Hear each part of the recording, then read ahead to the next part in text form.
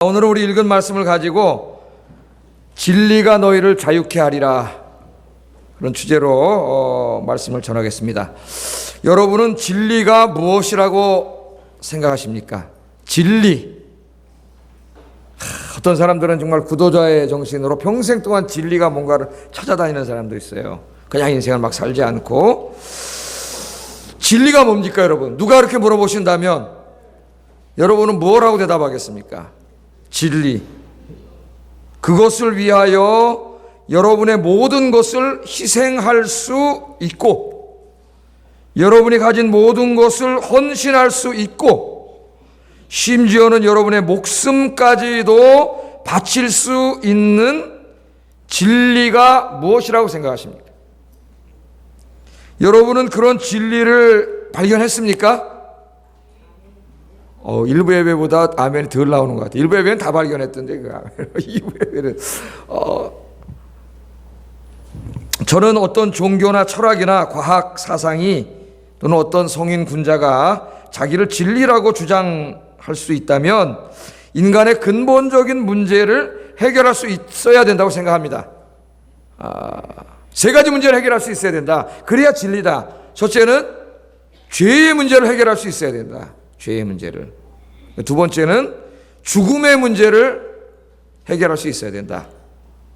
그 다음 세 번째는 인간이 살아가면서 당하는 모든 실존적인 고통, 이 문제를 해결할 수 있어야 된다. 이 세 가지를 해결할 수 있어야 진리다. 제가 설교 때 가끔씩 그렇게 말씀을 전했습니다. 이 세상에 그 어떤 사상도 종교도 철학도 어떤 사람도 자기가 이 문제를 다 해결했다고 주장한 사람은 없어요. 다 한 분 계십니다. 한 분. 누굴까요? 우리가 믿는 예수님이에요. 예수님. 이 요한복음이 참 아주 심오하고 깊은 복음의 의미를 담고 있는 이 말씀입니다. 그러니까 헬라 철학과 사상이 익숙한 사람들에게 그들의 철학의 범주를 사용해가지고, 그 내용은 아니죠. 내용은 복음이죠. 그들의 잘못된 구원관과 진리관을 쳐부수고 주 예수 그리스도가 참된 진리로고 쓰임을 선포하는 게 요한복음이에요. 요한복음. 요한복음 18장에 보면은 이 세상이 예수님을 재판을 합니다. 참 아이러니한 일이죠. 창조주 하나님을 이제 나중에 예수님 앞에서 다 재판받아요, 우리 인간이. 그런데 인간 법정에다 예수님을 끌어다 놓고 빌라도라고 하는 로마의 총독, 이 친구가 재판을 해요. 예수님을 재판을 하는데 이런저런 소리를 들어보니까 뭐 유대인의 왕이라 그러기도 하고 메시아라 그러기도 하고 막 이런저런 소리가 막 들려온 빌라도가 한참 듣다 혼란이 돼가지고 자기가 물어보잖아요. 예수님한테 이렇게 물어보죠. 진리가 무엇인가? 그렇게 물어봅니다. 예수님에게 진리가 무엇인가? 여러분은 이런 좀 질문을 하고 사시나요? 좀 이제 인생을 좀 진지하게 한번 살아보세요. 진리가 뭔가? 내 생명을 다 바쳐도 아깝지 않을 진리가 뭔가? 그게 물어봐요. 예수님이 거기에 직접 대답을 하지 않으셨지만 요한복음 전체를 읽어보면 예수님이 이렇게 대답을 하셨어요. 요한복음 14장 6절 같이 한번 읽어보겠습니다. 시작.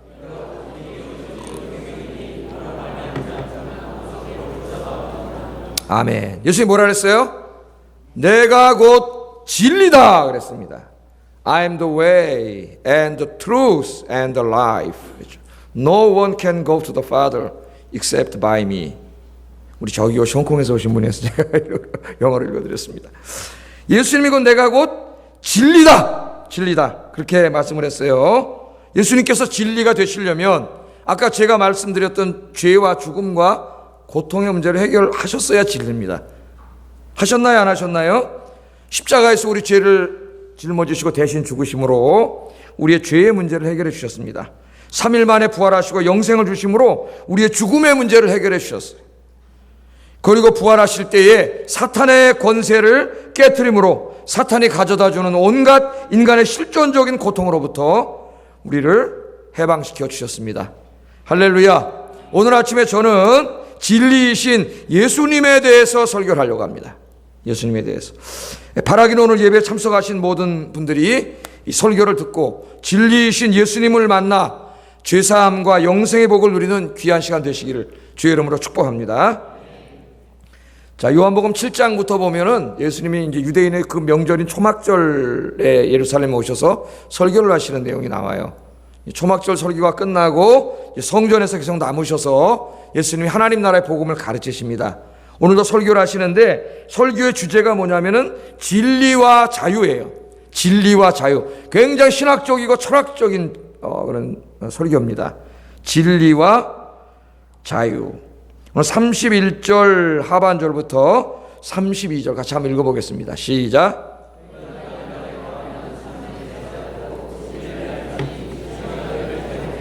아멘. 너희가 내 말에 거하면 참 내 제자가 되고, 예수님의 참 제자가 되는 길을 이야기해 줬어요. 어떻게 한다고? 내 말에 거하면, 거한다는 말은 그 안에 머물러 산다는 말이에요. 주님의 말씀 안에 머물러 살면 그게 뭐예요? 늘 말씀 안에 거하는 거죠. 말씀을 듣고 지키고. 그래야 참 제자가 되는 거예요. 그러니까 교회만 왔다 갔다 한다고 제자가 되는 게 아니라 주님의 말씀 안에 거하는 사람이 제자가 돼요. 참 제자가 되면 그 다음 어떻게 된다고요? 너희가 진리를 알게 된다는 말씀 안에 진리를 발견해. 그런데 그 진리가 너희를 자유케 하리라. 그렇게 말씀을 하셨습니다. 여러분, 진리가 너희를 자유케 하리라. 여기는 연세대학교 교훈입니다. 연세대학교 교훈. 이 학교가 요한복음 14장 오늘 이 8장에 있는 말씀을 가지고 자기 교훈을 삼았어요. 맨 처음에 아마 학교를 세울 때는 거기에 진리는 틀림없이 예수님이었을 겁니다. 예수님. 그런데 오늘 이 시간에 연세대학교의 진리는 예수님이 아니에요. 거기는 그냥 이 세상의 진리입니다. 그렇기 때문에 진리가 너희를 자유케 하리라 이렇게 써놨지만은 거기서 가르치는 진리는 우리 인간에게 자유를 줄 수 없습니다. 자유를 줄 수 없어요. 자, 예수님께서 유대인들에게 진리가 너희를 자유케 할 거다 그렇게 말했습니다.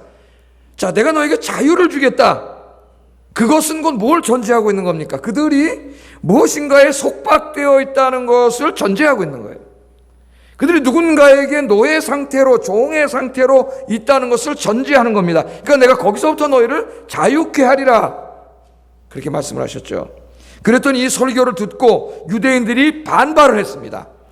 예수님의 설교를 듣고 특히 바리새인들은 반발을 많이 했어요. 반발을. 여러분들, 하나님의 말씀을 듣고 어떻게 해야 돼요? 아멘.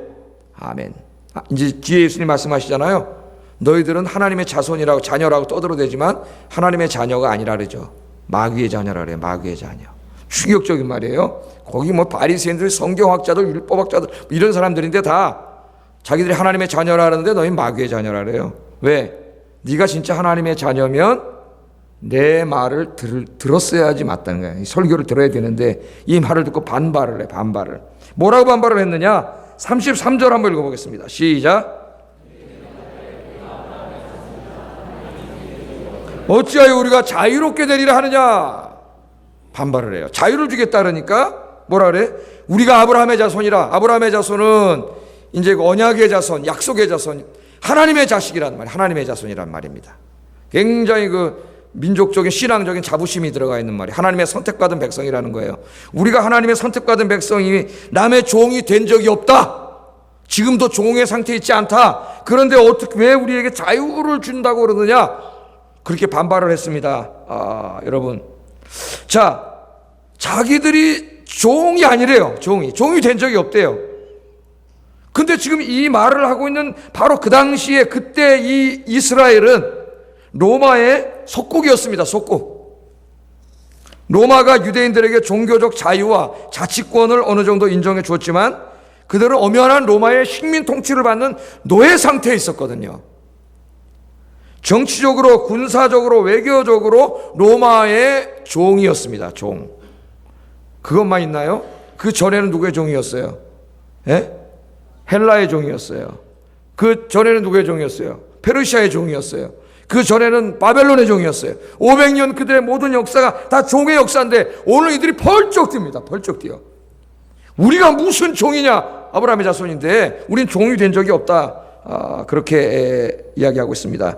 비록 군사적으로는 로마에 지배당하고 있지만 자기들은 아브라함의 자녀들로서 한 번도 그들은 마음으로 섬긴 적이 없다고 하는 그런 어떤 그 자존심이라 할까요?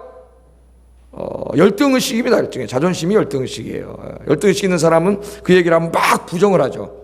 부정을 하면서 아니라고 이야기를 해요.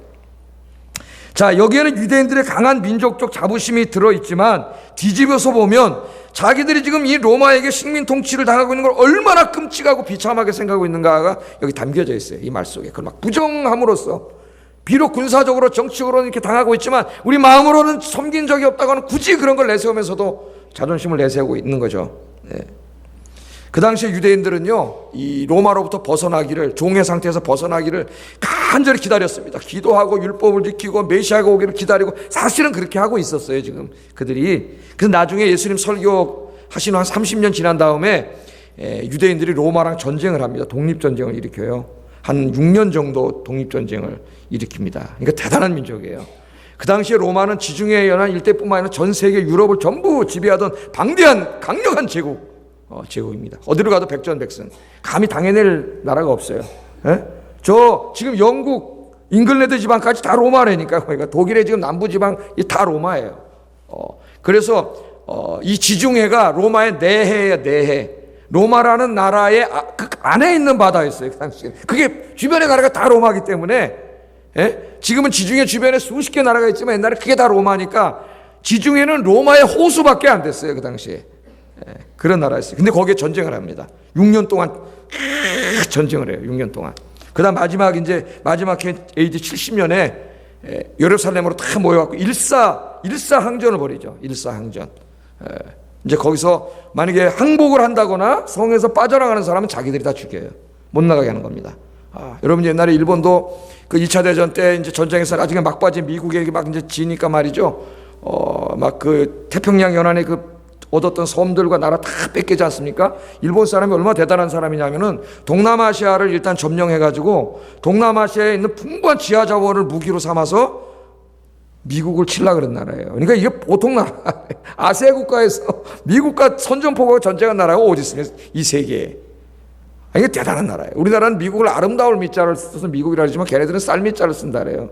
먹어버린 쌀 밑자, 미국이라고. 우리는 아름다울 밑자를 써서 미국이라고 하는데, 근데 나중에 전쟁에 지니까 이 섬을 탈환하는데 미국 해병대들이 얼마나 세요. 해병대들이 막 이 섬으로 사이판이나 이런 섬으로 막 이제 들어오니까 그때 그들이 이제 죽을 때 어떻게 하면 부상자는 다 죽여요. 부상자는 다 죽입니다. 그 다음에 전투할 수 있는 사람은 마지막 검을 들고 싸워요. 그래서 한 사람도 살면 안 돼. 다 죽습니다. 거기서. 그래서 나중에 이제 얼마 안 남으면은 못 이기겠으면은 거기 지휘관이 먼저 죽어요. 이렇게 딱 하고 일본 사람 딱 있어. 칼로 그 다음에 팍 죽여버려요. 그리고 다 자살해버립니다. 나머지 안 되겠어요. 그러니까 그렇게 해서 완전히 끝까지 싸우다 죽은 것을 일본 신문이 뭐라고 보도했냐면 옥쇠라고 번역했어요. 옥쇠. 사이판 옥쇠. 구슬 옥자, 망가질 쇠자, 쇠할 쇠자, 옥쇠라 그랬어요. 그러니까 그건 원래는 와전 옥쇠라는 말의 준말이에요. 기와 와자를 써가지고 기와가 돼서 남느니보다는 옥이 돼서 부서지겠다는 얘기입니다. 그러니까 구차한 삶을 살기보다는 조국과 국가를 떳떳하게 죽겠다는 거예요. 그러니까 그 당시에 일본의 정신이라는 거는 세계에서 이길 정신이 없어요. 대단한 거예요. 지금 군국주의가 다시 막 이제 일본에서 부활하려고 그러고 있는데 그런 거예요. 그래서 신문에 전부 다 막 사이판 옥새, 무슨 옥새 해가지고 젊은이들이 막 죽음으로 내모는 거죠. 에? 국가를 위해서 죽는 걸 막 영웅시하고 막 다 죽는 거예요. 에? 자, 이 유대인들이 지금 그렇게 해가지고 싸워가지고 예루살렘을 막아놓고 아무도 못 도망가게 하고 한 사람 남을 때까지 싸워다 죽었는데 무려 110만 명이 사망했다고 합니다. 유대 역사가 요세푸스에 의하면은 무려 110만 명이 사망했어요. 이 사람도 초창기에는 요세푸스도 이 전쟁에 참여했던 자인데 나중에 변절을 해가지고 로마 관료가 돼요. 이 사람이 관료가 돼서 이제 로마랑 싸움다 죽으니까 싸우지 말라고 이제 이렇게 하던 사람인데 이 사람이 이제 요세푸스라고 하는 그 역사책 유대 전쟁기 고대사리 4권에 된 책을 써서 우리나라에 번역돼 있어요. 번역돼 있는데 뭐 여러분 읽을 필요 없겠지만 관심 있는 분 한번 읽어보세요. 성경을 이해하는데 굉장히 도움이 됩니다. 자, 그래가지고 110만 명이 죽고 나머지는 이 마사다라고 하는 요새로 피신해가지고 끝까지 싸우다가 완전히 다 죽어버렸습니다. 완전히 멸망했어요. 완전히. 자, 이 사건이 이 로마가로부터 유대인들이 얼마나 정치적으로 독립하기를 간절히 소망하고 있었는가를 여실히 보여주는 이야기예요. 그런데 예수님께서 내가 너에게 자유를 준다 그랬더니 아니 벌쩍 뛰면서 무슨 놈은 우리가 종이 된 적이 없는데 자유를 주냐고 그래요. 그들은 이 주님이 주시는 자유를 정치적인 의미로 이해했습니다. 정치적인 의미로. 우리는 비록 저들에게 군사적으로 눌리고 있지만 우린 종은 아니라는 거예요. 정치적인 의미로 해석했어요. 그런데 예수님께서 오늘 말씀하신 설교는, 여기에 나오는 자유는 정치적인 자유가 아닙니다. 오늘날 이 주님이 주시는 자유와 구원을 정치적, 경제적으로 해석하는 사람 굉장히 많아요. 이 자유주의 신학자들 중에. 그래서 막 정치운동하고 경제운동하고 막 이래요. 여러분들 그렇잖아요. 주님이 주시는 구원을 얘기하면은 제일 먼저 뭐 먼저 생각해요? 돈 생각해요. 돈. 하나님 돈 많이 벌게 해주세요. 예? 우리 한국 기독교가 미신화 돼버렸어요. 미신화.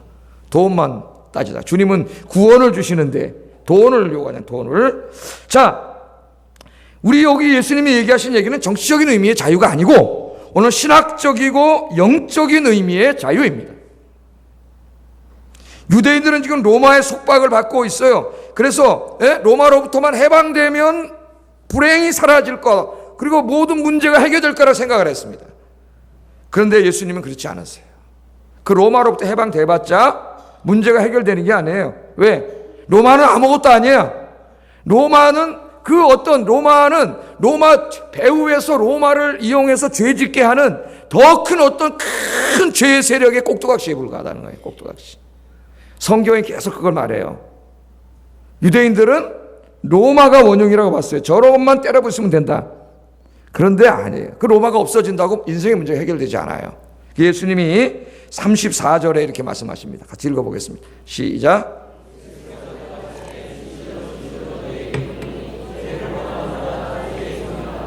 아멘. 뭐라 그러시냐면은 죄를 범하는 자마다 죄의 종이다. 그렇게 말합니다. 여기 종, 아까 로마의 종이었잖아요. 이 사람들이 지금 로마의 종인데, 로마라고 하는 정치적인 의미가 아니라 너희는 로마라고 하는 것, 로마에게도 종이지만 지금 그것이 근본적인 문제가 아니야. 그 로마로부터 해방돼도 문제가 해결되지 않아요. 근본적인 문제가. 그게 뭐냐면은 죄의 종이라는 거예요. 죄의 종. 죄의 노예라는, 죄의 노예. 그로부터 로마로부터 해방되는 것보다 더 중요한 게 뭐냐면, 더 근본적인 게 죄로부터 해방돼야 된다는 거예요. 죄로부터. 예? 오늘날 우리 사람들이 경제적인 번영과 이런 게 이루어지면 행복할 줄 알고 빈곤으로부터 탈출하고 불의로부터 탈출하면 행복해진다고 생각하지만, 그걸 다 이룬 저 스칸디나비아 국가, 북유럽 국가들 사람들이 행복하지 않다 그러잖아요. 제가 전도서 강의할 때 얘기했죠.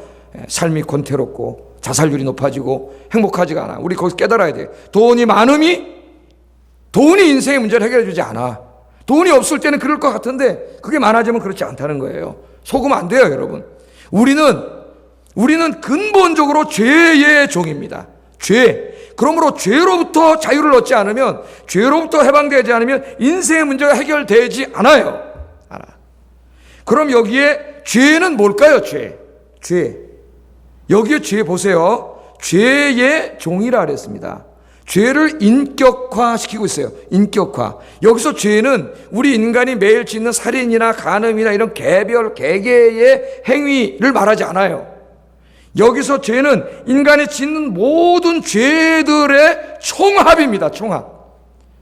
아담부터 지금까지 모든 세계 인간들이 지은 모든 죄의 총합이에요. 총합. 죄의 강력한 세력입니다. 파워예요. 파워. The power of sin. 죄의 강력한 파워예요. 그것을 인격화시키고 있어요. 그는 인격적인 존재입니다. 인간을 노예로 삼아서 계속해서 죄를 짓게 하는 인격적인 존재예요. 그 죄가 누군지 아세요? 마귀예요. 오늘 마귀라 그러잖아요. 그래서 44절에 뭐라 그래요? 예수님이 너희는 너희 아비 마귀에서 났다 그러지 않습니까? 마귀. 참 충격적인 얘기입니다. 율법학자, 성경학자, 그 당시 존경받던 종교인들이 잔뜩 모였는데 그 사람들을 향하여, 그 사람들이 우리는 하나님의 아들입니다, 우린 종이 된 적이 없습니다 그랬더니, 너희는 하나님의 자손이 아니야, 하나님의 아들이. 너희 누구의 자식이라 그래요? 마귀의 자식이라 그래요. 이거는 오늘날 한국교회에 와가지고 목사, 장로, 권사, 안수사 이런 사람 모아놓고 있는데, 예수님이 너희들이 하나님의 자녀라고? 웃기는 소리 하지 마. 너희는 마귀 자식들이야, 이렇게 말한 거랑 똑같아요. 지금 한국교회 하나님 오시면 우리 주님이 뭐라고 말씀하실지 몰라요. 교회 다니고 직분 받았다고, 목사 됐다고, 무슨 장로 됐다고, 여러분 다 하나님 자식인지 아십니까? 오늘 누가 하나님의 자식이라 그랬어요? 주의 말씀을 듣고 그 말씀을 행해서 참 제자가 된 사람. 이 하나님의 자식이에요. 하나님의 자식. 오늘 이제 거기에 대해서는 자세히 설교하지 않겠습니다. 자, 이 땅에서의 정치적인 속박은 잠깐이에요. 그죠? 영원하지 않아요. 돈 뭐 이런 거 영원하지 않습니다. 육신에만 관련된 거예요. 그러나 우리를 근본적으로 속박하고 있는 것은 영적인 속박이에요. 영적인 속박. 예? 오늘 예수님께서 뭐라 그러셨냐면은 누구든지 죄를 지으면 죄의 종이 된다 그랬습니다. 그러니까 우리가 다 죄 짓지 않습니까? 우리는 그 죄라고 하는 인격체, 강력한 힘을 가진 죄라고 하는 인격체, 마귀의 인간들이 종이라는 거예요. 종. 그래서 마귀가 지금도 하나님의 형상으로 지음받은 모든 인간을 어떻게 해요? 속박해요. 사로잡고 어떻게 합니까? 자기 종으로 부려먹고 있어요. 계속 죄짓게 하는 거예요. 계속 죄짓게. 그래서 예수님이 죄를 짓는 것을 보면 그 사람이 뭔지 알아요. 우리가 죄의 종인지 알아요. 의를 행하는 것을 보면 하나님의 자식인지를 알아요. 여러분이 여러분 스스로도 평가해 보세요. 예? 내가 누구인지를 평가하는 게 굉장히 중요합니다. 그러면서 자, 이렇게 마귀의 종이 돼가지고 계속 죄를 짓게 되면 이 사람의 결론이 어떻게 되느냐? 인생의 결론이 35절 한번 읽어보겠습니다. 35절 시작. 아멘. 이 말씀이 중요한 거예요. 종은 영원히 집에 거하지 못해요. 유대인들은 이 집이 뭔지 압니다. 집이 아버지의 집이에요. 그들이 아까 아버지라고 불렀던 하나님의 집이에요. 하나님의 집. 하나님의 나라예요. 하나님의 나라.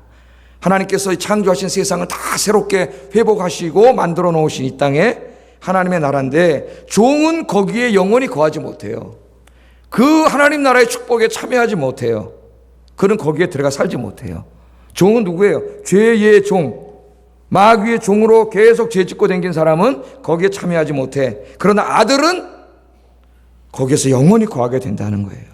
주님의 말씀 안에 거하면서 참된 주님의 자녀가 된 사람, 제자가 된 사람은 거기에 거하게 된다. 그렇게 이야기합니다. 그러니까 이걸 보세요. 로마인들은 자기가 지금 이 유대인들은 로마로부터 나라 뺏겨가지고 쟤들한테 억압당하고 있으니까 그것만 해결하면 된다고 생각을 했는데 그거 해결되면 뭐하냐니까 여전히 죄의 종인데 죄를 짓고 사는 게 중요한 거예요. 그건 잠깐이에요. 그런 문제는 돈 가난한 건 잠깐이에요.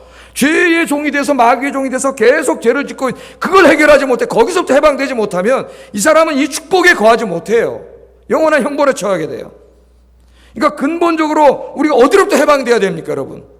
죄로부터 해방이 돼야 돼. 죄로부터. 근본적으로 죄로부터 해방이 돼야 되는 거예요. 자, 이 로마는 육신을 멸할 수 있지만 영은 멸할 수 없어요. 그러나 죄는 우리의 육신과 영혼을 다 파괴시킵니다. 결국 우리를 아버지의 집에 못 들어가게 해요. 지옥에 가게 해요. 그래서 이 죄로부터 해방돼야 되는데 여러분 이제 잘 들어보세요. 그런데 세상 사람들은 이 죄의 실체를 인정하지 않습니다. 마귀의 전법이에요. 죄의 실체를 인정하지 않아요. 죄의 실체를. 그래도 이 최근 근세에 오기 전까지의 철학은 그래도 실제를 인정했어요. 실제. 영어로 리얼리티를 실제라래. 실제로 존재하는 거라래. 실제로 존재한다 그래서 철학에서는 실제라고 번역해요. 실제. 철학책 읽으면 다른 사람 아무도 몰라요. 무슨 말인지. 영어 읽어도 몰라요. 리얼리티. 실제로 존재하는 거예요. 그러면 그 실제하는 게 뭐냐? 이런 건 실제하는 게 아니에요. 이런 거. 우리 눈엔 보이잖아요. 이게 실제하는 건데 목사님? 여기 보이잖아요? 그런데 그렇게 생각하지. 옛날 시랍 플라톤부터 시작된 서양의 철학 전통은 이런 걸 실제한다고 보지 않아요. 왜? 이런 보이는 것은 변화돼. 변화. 나중에 없어져요. 다. 사라져요. 변화되기 때문에 실제하는 게 아니야. 변화되는 건 실제하는 게 아니에요. 변화하지 않고 영원히 있는 게 실제하는 거예요. 그게 뭐냐? 그러니까 이게 실제하는 게 아니고 컵이 있는데 컵에 대한 우리의 관념이 있어요. 좀 철학적으로 어려운 말이. 우리 안에 있는 관념이 실제하는 거지 얘는 깨지면 없어지는 거 아니에요. 이 관념은 안 없어지잖아요. 이게 실제한다는 거예요. 이게. 예? 그래서 그걸 이 헬라 사람들은 그걸 이데아라 그랬어요. 이데아. 제가 오늘 뭐 철학 강연하려고 그런 건 아니고 예, 그걸 이데아라 그랬어요. 이데아. 예? 그래서 최소한도 우리 눈에 보이는 물질 세계, 자연 세계만 존재하는 실제가 아니라 진짜 이것들을 더 존재하게 하는 그 어떤 세계가 저기 존재한다. 그래서 그걸 연구하는 것을 철학의 형이상학이라 그래요. 형이상학, 메타피직, 형이상학이라 그래요. 아래 거 연구하는 건 인식론이라 그러고 형이상학이라 그래요. 저 메타피직을 연구해. 그래서 뭔가 이 우주를 창조하고 운행하는 어떤 리얼리티, 실제로 존재하는 실제가 있을 거라고 생각을 했다고 철학이 계속. 그게 무슨 뭐 플라톤의 이데아든지 뭐 아리스토텔레스의 궁극적인 존재든지 저 헤겔에 오면 그게 가이스트든지 아니면 하이데거의 자인이든지 뭐든지 하여튼 이름만 바뀌었지 그게 뭔가 있을 거라 생각을 했는데 임마누엘 칸트라고 하는 사람부터 시작돼가지고 이게 없어져요. 칸트는 뭐라 했냐면 이 실제하는 것은 이렇게 다 설교하면 시간 너무 많이 가는데요. 예? 잘 들어보세요. 실제하는데 우리 저 형이상학은 우리가 알 수가 없다는 거예요. 왜냐하면 우리는 모든 걸 이 감각기관을 통해서 시간과 공간 속에서 이해하기 때문에 시간과 공간을 초월해 있는 저쪽 형이상학은 우리가 알 수 없다는 거예요. 불가지론을 폈어요. 불가지론. 알 수 없다. 그 다음부터 알 수 없으면 없는 겁니다. 없는 거나 마찬가지. 그럼 무신론이 나와요. 이제 막 니체가 나와서 신은 죽었다 그러고 제가 니체도 한번 수요 예배 때 다 이렇게 말씀을 드린 적이 있어요. 그래서 그게 없어져요. 이제 계몽주의 시대에 오면은 이게 신이 없어져. 신이 죽어요. 신을 죽여버렸어요. 없어졌어요. 신이 죽으니까 남는 건 허무와 공포와 두려움밖에 안 남습니다. 인간이. 중세까지는 이제까지 절대적인 하나님이 지켜주시고 도와주신다고 생각했는데 계몽주의 와서 야 그런 무슨 지금 시대가 어느 시대인데 아직까지 뭐 신이 어디 있고 하나님이 어디 있고 그런 거 다 없어. 신은 죽었어. 우리 인간은 이성적인 존재야. 자율적인 존재야. 우리는 자유로운 존재야. 그러므로 인간의 이성을 우상화시키고 하나님을 없애고 인간의 우상을 하나님 자리에 갖다 놨어요. 이성을. 우리는 자율적인 존재로 우리 그렇게 인간답게 우리가 잘 이성의 법칙에 따라서 살면은 이 세상을 파라다이스로 만들 수 있다. 이렇게 낙관론을 폈죠. 낙관론. 그런데 결과적으로 1차 대전이 일어나고 세계 2차 대전이 일어나고 낙관론은커녕 서로 때려 죽이고 죽이는 짓밖에 못해 인간이 지금까지요. 지금까지. 그런데 여러분 잘 보세요. 인간이 자율적인 존재라고요? 지금까지 그렇게 가르치잖아요. 학교에서 대학에서 인문학에서 그렇게 가르치잖아요. 천만의 말씀이 천만의 말씀. 오늘 예수님이 뭐라 그래요? 죄를 지으면 그게 바로 뭘 보여줘요? 죄의 종이라는 걸 보여줘. 예? 자유로운 존재, 자율적인 판단과 이성에서 자기가 살아간다고 결정하고 웃기는 소리 하지 말라 그러세요. 예? 여러분, 인간은 죄라고 하는 강력한 실체에 의해서 이끌려 다니는 죄의 노예일 뿐이에요. 34절 다시 한번 읽어보겠습니다. 시작. 죄를 범하는 자마다 죄의 종이라. 아멘. 인간이 죄의 종이다. 자율적인 존재가 아니라는 것은 텔레비전 딱 키면 나와요. 여러분 인터넷 딱 키면 나와요. 텔레비전 딱 키면 뉴스마다 매일 인간의 살인과 전쟁과 마약과 이런 끔찍한 이야기들이 나오잖아요. 예? 저쪽에서 교수님, 판사님 뭐 이렇게 해가지고 존경받던 사람들이 뒤에 조사해보니까 무슨 미성년자 성매매, 성추행. 하여튼 대한민국은 성추행 공화국이에요. 성추행 공화국. 예. 참 부끄러운데 거기 가끔 목사도 들어가요. 아, 창피해 죽겠어요, 진짜로. 예? 얼굴을 못 들겠어요. 이런 죄가 늘 우리 안에 있잖아요. 우리가 죄 가운데 살고 있어요. 모든 인간은 깨끗한 인간이 없고 장관 하나 세우려면은 능력 있는 사람은 많은데 깨끗한 사람이 없어요. 아무도 안 나오려고 그래. 왜? 이전에 죄 진 것 때문에 나오면 가족사가 다 드러나고 그러니까 아무도 안 나와. 집안에서 장관 한다는데 막 말려. 부인도 말리고 딸도 말리고 다 말려요. 아들도 말리고. 왜? 부끄러운 과거사가 다 드러나야 돼, 가족이. 예? 망신당하니까 깨끗한 이 인간이 죄를 짓고 있다는 것은 그가 자유로운 존재가 아니에요. 누군가의 강력한 실체에 의해서 끌려댄 게 그게 사탄이에요. 그래서 다 죄짓게 하는 거예요. 이 사회를 엉망진창으로 만드는 거예요, 여러분. 그래서 이 죄에게 종로를 타면서 죄 가운데 산 사람들은 하나님의 축복에 참여하지 못하는 불행한 사람들입니다. 멸망만을 기다리고 있어요. 그런데 오늘 예수님이 기쁜 소식을 전해주시는 거예요. 너희에게 내가 뭘 준다고요? 자유를 줘. 뭐로부터 자유를 줘요? 죄로부터 자유를 주겠다. 오늘 예수님께서 그렇게 선포하셨는데 오늘 주님 안에서의 자유를 받아 누리시기를 주의 이름으로 축복합니다. 36절 한번 읽어보겠습니다. 시작.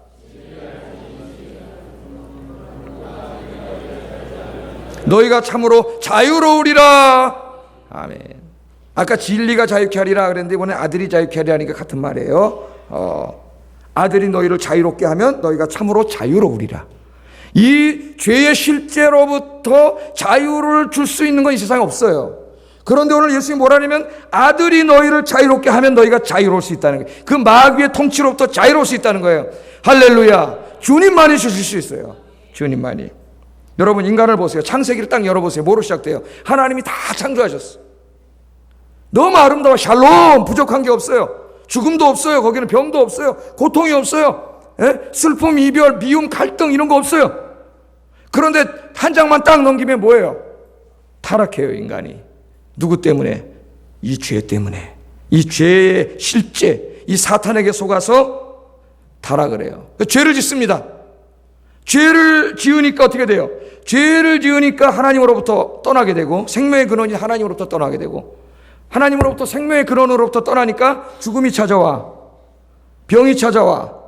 여러분, 죄 때문에 죽음이 온 거예요. 로마서 5장 우리 다 배웠지, 옛날에 로마서 공부할 때. 죽음이 와요. 그리고 그 마귀가 인간에게 복을 주는 게 아니라, 하나님은 복을 주지만 마귀는 고통을 줘요. 그걸 아셔야 돼요, 여러분. 우리 인간이 실존적으로 살아가면서 당하는 모든 고통을 다 줘. 이 죄와 죽음과 고통이라는 삼중적인 무기를 가지고 지금도 인간을 계속 두렵게 하고 무섭게 하고 자기가 끌고 다니면서 죄짓게 해요, 마귀가. 여러분, 이 마귀로부터 아들만이 자유롭게 할 수 있습니다. 과학적 진리가, 여러분, 이 속박으로부터 우리에게 자유를 줄 수 있습니까? 과학이 하루가 다르게 발전하고 있습니다. 게놈 지도의 비밀을 밝혀냈다 그래요. 생명의 비밀을 밝혀냈다 합니다. 우주의 비밀을 연구해내고 있습니다. 그런데 그런 과학이 그렇게 발전한 한가운데서도 우리는 여전히 죄와 죽음과 실존적인 고통의 문제로부터 한 발자국도 벗어나지 못했습니다. 철학적 진리가 우리를 속박으로부터 자유롭게 했습니까? 소크라테스 이후 지금까지 인간의 이성을 통해 진리에 도달하겠다고 수천 년을 연구해왔지만 아직 진리가 뭔지도 몰라. 그들은 여전히 죄와 죽음과 고통에서 자유를 누리지 못하고 있어요. 인간은 어디로부터 와서 무엇을 위해 살다가 어디로 가는가 엄청난 질문을 던져놨는데 답이 없어요. 답이. 경제적 진리가 우리를 속박으로부터 자유롭게 했습니까? 오늘날 경제가 발전하여 많은 사람들이 과거 어느 때보다도 더 풍요롭게 살고 있지만 인류는 풍요 속에서도 여전히 죄와 죽음과 고통 속에 신음하고 있습니다. 사랑하는 성도 여러분, 이제까지 인류가 이뤄낸 과학기술의 발전과 경제 성장을 다 평가하고 앞으로의 인류의 미래를 내다본 세계의 석학들은 모두가 한결같이 인류의 어두운 미래를 예견하고 있습니다. 무엇인가 새로운 길을 찾지 않으면, 무엇인가 진리를 찾지 않으면 인류는 공멸할 것이다. 그렇게 이야기합니다. 이게 컨센서스가 이루어졌어요. 동의가 이루어졌어요. 동의가. 여러분이 잘 알고 있는 최고의 물리학자인 영국의 스티븐 호킹이라는 사람은 2013년 4월에 있는 보도에서 이렇게 말했습니다. 1000년 이내에, 그래도 1000년이라는 시간을 줬어요, 이 사람은. 1000년 이내에 인류는 생존을 위해서 지구를 떠나야 된다는 거예요. 왜? 인간이 지금 죄, 탐욕과 욕심으로 지구를 자꾸 망가뜨리고 있다는 거예요. 1000년 안에 떠나야 되는데, 그래서 우주로 나가가지고 빨리 인류가 살 수 있는 별을 찾아내지 않으면 끝난다는 겁니다. 그렇게 얘기했어요. 그랬더니요, 이 말을 들은 캘리포니아 주립대학의 그 유명한 지질학자, 지리학자인 제랄드 다이아몬드가 이렇게 비판을 합니다. 제랄드 다이아몬드는 그 문명의 부흥계라고 하는 큰 책을 써서 우리나라에 잘 알려져 있고, 저기 저 푸켓 이쪽에 그 쓰나미 올 때 쓰나미 오는 걸 미리 예견하고 자기 사비를 들여가지고 가서 전단지 뿌린 사람이 쓰나미 오니까 피하라고. 근데 그 정부 관리들이 코웃음 치다가 그 100만 명 된 사람이 죽은 거예요. 이 유명한 이 학자인데 1000년이라고 50년 정도가 남았답니다. 50년. 아마 여기 50년 후에 여기 분들은 살아 계실 거예요. 그지? 50년 후에. 대부분은 안 살아있을 겁니다. 우리의 자녀들은 살아있을 거예요. 50년 안에 인류가 지구를 망가뜨리지 않고 살 수 있는 새로운 길을 찾지 않으면 지구는 멸망한다는 거예요. 50년. 그들은 이대로 가면 인류가 공멸할 것이라는 것을 알고 있지만 왜 인류가 그걸 알면서도 계속 스스로 죽음의 길을 가고 있는지, 왜 그렇게 할 수밖에 없는지, 이 잘못된 길로부터 벗어나는 길이 무엇인지는 알지 못합니다. 걱정만 하고 있어요. 예수님께서 오늘 답을 주셨어요. 왜 그렇게 됐어요? 죄 때문입니다. 죄 때문에 죽음이 왔고, 죄가 인간의 탐욕과 욕심을 자극하여 하나님께서 주신 선물인 지구를 망가뜨리고 있고, 질병과 자연재해와 환경오염과 온갖 범죄와 전쟁과 같은 실존적인 고통을 가져다 준 게 죄예요. 죄의 실체인 사탄과 그 죄에게 끌려다니면서 죄를 짓고 있는 인간입니다. 오늘 주님이 말씀하십니다. 이 죄의 속박, 마귀의 종으로부터 우리를 해방할 수 있는 분은 진리이신 예수님 한 분밖에 없는 줄로 믿습니다. 인류의 소망은 예수 그리스도 한 분밖에 없어요. 그래서 하나님이 오신 거예요, 이 땅에. 다른 길이 있다면 왜 하나님이신 그분이 인간의 몸을 입고 이 땅에 오셨겠어요? 이 종교다원주의, 이 가톨릭하고 이 한심한 인간들이에요. 예? 예수 그리스도의 다른 길이 있다고? 많은 길이 있다고? 미친 자들입니다, 여러분. 예? 마귀예요, 마귀. 예수 그리스도의 다른 생존의 길이 있다면 왜 하나님이 인간의 몸을 입고 이 땅에 오셨냐고요? 예수 그리스도만이 진리예요. 주님 외에는 소망이 없습니다. 여러분, 주님 안에서 여러분 소망을 갖고 사시기를 주의 이름으로 축복합니다. 주님이 있기 때문에 소망이 있는 거예요.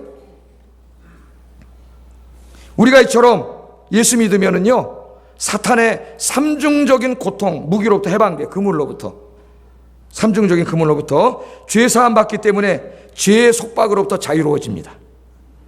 그래서 자유를 얻으면 도덕적, 인격적인 변화가 일어나. 이거 여러분 중요합니다. 우리나라가 이 믿음으로 구원받는다는 교리를 잘못 가르쳐 놔가지고 엉망진창이 됐어요, 우리나라 기독교가. 죄의 속박으로부터 자유를 정말 얻었다면, 그 사람이 성령이 안에 들어가셨다면 도덕적, 인격적인 변화가 일어나요. 죄를 멀리하고 탐욕과 욕심의 사슬에서 해방되어 의롭고 거룩한 삶을 삽니다. 지구를 부시지 않고 죄짓지 않고 거룩한 삶을 살게 돼요. 죄 사함을 받으면 영원한 생명을 얻게 되므로 죽음의 공포와 불안으로부터 해방됩니다. 그래서 이 죽음을 두려워하지 않고 부활과 영생을 소망하면서 살게 돼요. 인생 자체가 바뀌어요. 인생. 또한 예수님을 믿으면 하나님께서 우리 안에 거하시기 때문에 모든 영적, 정신적, 육체적 고통, 마귀가 주던 이 고통으로부터 우리가 자유롭게 됩니다. 우울과 불안이 사라지고 하늘의 기쁨과 평강이 몰려와요. 정말로 여러분이 예수를 믿으면 교회만 왔다 갔다 하지 않고 너희가 내 말에 거하여 참 내 제자가 되면 이 놀라운 하늘의 축복이 여러분 안에 찾아와요. 찾아와. 오늘 시간에 여러분 이 축복을 다 누리시는 여러분 되기를 주의 이름으로 축복합니다. 교회만 왔다 갔다 젊은이 여러분 그렇게 하지 마세요. 신앙생활을 진리가 아니라면 믿을 필요 없어요. 진리가 아닌데 뭐 하려고 와 있습니까? 시간 아깝게. 나 돈 좀 벌게 해주세요. 뭐 이것 때문에 왔어요? 그럼 교보 가서 저 부자들 책 읽어보세요. 부자 된 사람 거기 더 많아요. 그런 이야기가. 참 되신 주님 진리 안에서 여러분 해방받고 구원받아서 여러분의 인생이 주님 안에서 새로운 인생, 소망이 가득한 인생, 기쁨과 평강이 가득한 인생이 되시기를 주의 이름으로 축복합니다. 오늘 교회 처음 나온 여러분, 예수님만이 소망임을 믿고 오늘부터 예수 믿고 남은 인생을 보람 있고 행복하게 사시기를 주의 이름으로 축복합니다. 근데 오늘 제가 이미 구원받은 여러분을 위해서 설교를 조금 더 진행시키려고 합니다. 이제 우리가 자유를 얻었어요. 자유. 예수님 믿기 전에는 자유인이 아니었어요. 그건 착각이에요. 죄라고 하는 어마어마한 실제가 사탄이 우리를 노예로 끌고 다니는 종입니다. 종이에요. 그런데 우리가 예수 믿고 이 사탄이 쫓겨나갔어. 이제는 하나님의 영이 내 안에 들어오셨어요. 그래서 이제는 자유로운 사람이 됐어요. 예수 믿고 구원받은 사람만이 자유인이에요. 나머지는 마귀의 종이에요. 참 자유인이 됐어요. 여러분 이제 자유인이에요. 우리에게 자유를 줄 수 있는 분은 예수님밖에 없어요. 그걸 신학적으로 설명한 게 갈라디아서예요. 여러분 갈라디아서. 이 자유가 됐어요. 그런데 여기 중요한 게 있습니다. 하나님 우리를 자유를 주셨는데 이 자유를 어떻게 사용할 것이냐 이게 중요해요. 우리는 죄와 죽음과 고통으로부터 자유를 얻었습니다. 그런데 이제 우리가 얻은 자유를 어디에로 사용할 것인가 이게 중요하다는 거예요. 영어로 말하면 from 어디로부터 자유를 얻었는데 for 이 자유를 어디를 향해 사용할 것인가 이게 중요해요. 이 말은 제가 만들어낸 말은 아니고 독일의 사회심리학자인 에리크 프롬이 자유로부터의 도피라고 하는 책에서 만들어낸 내용입니다. 어디로부터의 자유, 어디에로의 자유.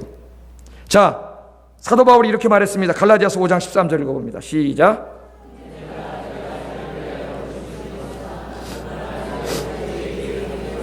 오직 사랑으로 서로 종노릇하라. 온 율법은 내 이웃 사랑하기를 내 몸같이 하라 하신 한 말씀에 이루어졌나니.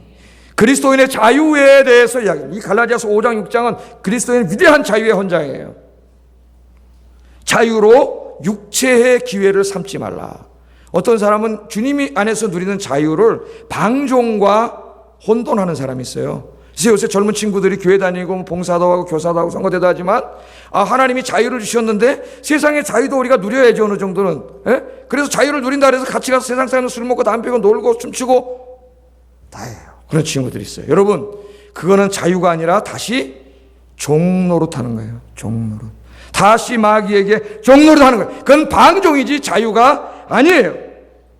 오늘 그 육체로, 이 자유로 육체의 기회를 삼지 말라고 주님은 말씀합니다. 여러분, 사람들은 자기가 돈을 다스린다고 생각해요. 천만의 말씀입니다. 처음에는 우리가 돈을 다스리는 것 같아요. 그러나 돈을 사랑하게 되는 순간부터 우리는 돈의 노예가 됩니다. 돈이 우리를 다스려요. 돈 때문에 하나님 예배드리는 시간 빼먹고, 돈 때문에 하나님 말씀 불순종하고, 돈 때문에 죄 짓고, 다시 돈 때문에 죄의 종으로 돌아가요. 돈은 여러분 엄청나게 강력한 영적인 힘이 작용하는 것이 돈입니다. 여러분, 사람들이 자기가 쾌락을 다스린다고 생각해요. 술을 다스리고 성적인 쾌락을 다스릴 수 있다고 생각합니다.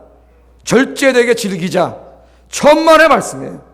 거기에 빠지면 술이 나를 다스리고 성적인 쾌락이 나를 다스리게 됩니다. 한번 중독되면 빠져나오지 못해요. 여러분, 마귀는 한 번 하게 하고 한 번 하면 더 자극적인 걸 봐야 돼요. 여러분, 그렇죠? 그 다음에 중독됩니다. 중독되면 마귀가 완전히 사로잡은 거예요. 못 나와요, 거기서. 여러분, 엊그제도 야구 선수들이 자꾸 가서 억대 도박하다 또 걸렸잖아요. 개그맨들이 또 연예인들이 억대 도박하다 걸리잖아요. 맨 처음엔 재미로 했을 거예요. 재미로 키면 뭐 그 도박하는 거 있어요, 인터넷에. 근처도 가지 마세요, 여러분. 만지지도 마세요. 거기 갖다 일단 클릭해버리면 여러분이 마귀에 끌려가는 거예요. 거기에 자꾸 들어가는 거예요. 예? 나중엔 못하는 거예요. 마귀에 완전 폐인되는 거예요. 여러분, 폐인되는 거예요. 이 하나님 주신 자유로 육체의 기회를 삼지 말고 하나님의 영광을 위해 쓰시기를 주의 이름으로 축복합니다. 두 번째는 사랑으로 서로 종노릇하라 그랬어요. 사랑으로 서로 종노릇하라. 이상하죠? 종과 자유는 상반되는 개념이에요. 자유인은 종이 아닙니다. 종은 자유가 없습니다. 종과 자유는 하나가 될, 사회학적인 개념에서 하나가 될 수 없어요. 그런데 신학 안에서는 하나가 됩니다. 기가 막히게. 종과 자유. 오늘 자유인으로서 종이 되라고 이야기하세요. 하나님이 자유인으로서 종이 되라. 이 종은 다른 사람을 섬기는 겁니다. 하나님을 섬기고 다른 사람을 섬기는 거예요. 자유인은 다른 사람을 섬기지 않아요. 그런데 주님 안에서의 자유인은 다른 사람을 섬깁니다. 인간은 굉장히 이기적이에요. 자기밖에 몰라. 자기 이익이 되는 행동만 하고 자기 힘들고 불편한 거 안 하려고 그래요. 그건 종의 삶이에요. 종의 삶. 정말 주님 안에서 구원을 받으면 여러분 참된 자유인이 되는데, 이제는 자유인으로서 다른 사람을 섬겨. 그게 진짜 자유예요. 진짜 자유.